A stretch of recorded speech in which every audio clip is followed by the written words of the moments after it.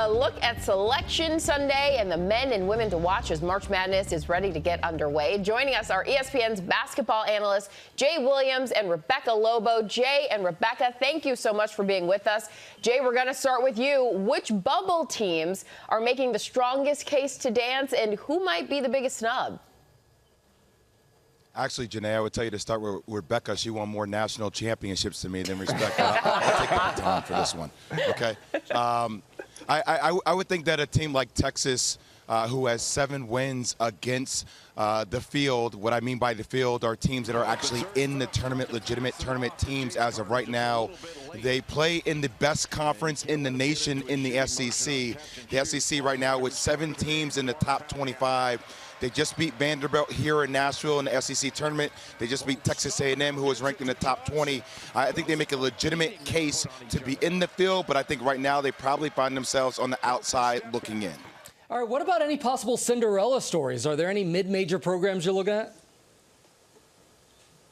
I would probably go with D2 Drake. I think this is one of the best stories in college basketball. Drake lost their head coach last year to West Virginia.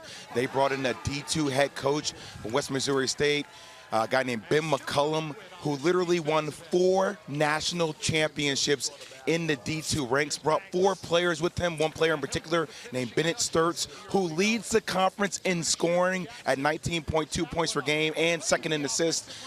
They have a ton of players with wings and depth, and if there's a really good team to pick as a sleeper to win multiple games in this March Madness bracket, I would pick Drake. Okay, excellent. We'll be following all of that. And Rebecca, let's turn to you now, because along with USC's Juju Watkins, which players on the women's side will be must-watch TV? Well, certainly you have Juju. She's second in the nation in scoring right now at just about 25 points per game. But the women's game is still laden with stars. We don't have one and done in the women's game, so we've got plenty of players to keep an eye on. Juju is the favorite right now for National Player of the Year. She can get wherever she wants to get on the floor, can score the basketball. She's so tough in transition. People have thrown so many different defenses at her, haven't really been able to slow her down. But some of the other stars to keep an eye on, Hannah Hidalgo out at Notre Dame back in December, she was the favorite for National Player of the Year. Paige Beckers, when she was a freshman, she won the National Player of the Year, and she's having another outstanding season. You have Lauren Betts out at UCLA, who's really helped that team along. They won the Big Ten tournament championship. Madison Booker down at Texas. The women's game is just full of star power once again this year. And we can't talk about the women without talking about South Carolina. South Carolina been impressive. They won last year's NCAA championship. Who do you see as a threat, Rebecca? Well, certainly South Carolina is one of the favorites going into the Final Four. They're coming off an incredible performance in their SEC tournament.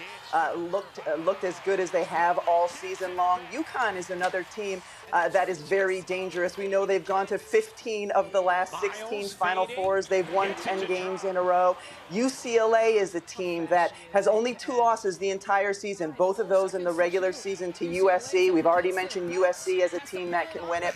Texas would be another one, Notre Dame as well. I think those are the 6 teams that have the best chance to get to the Final Four. Those are the 6 that can win a national championship, and it really is more open within those 6 than we've seen in previous years. Okay, here we go. March Madness is upon us. Rebecca Lobo, Jay Williams, thank you so much. We truly appreciate it.